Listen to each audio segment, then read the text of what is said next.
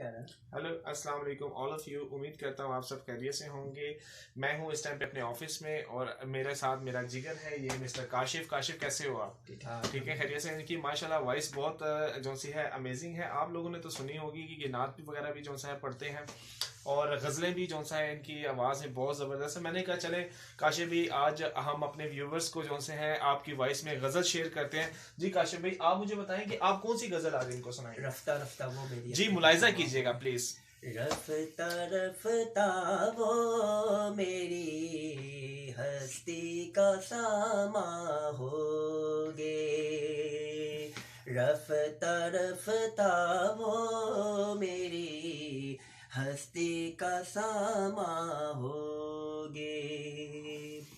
दिन ब दिन बढ़ती गई ये हुस्न की रानाइया। दिन ब दिन बढ़ती गई ये हुस्न की रानाइया। पहले जा फिर जाने जा, पहले जा फिर जाने जा, फिर जाने जाना होगे।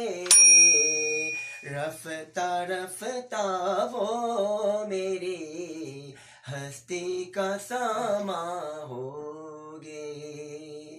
Thank you guys, thank you so much, thank you very much all of you. इंशाल्लाह मैं नेक्स्ट वीडियो में आपके साथ मिलूंगा। वेट कीजिएगा, अपना ख्याल रखिएगा। अल्लाह हाफिज।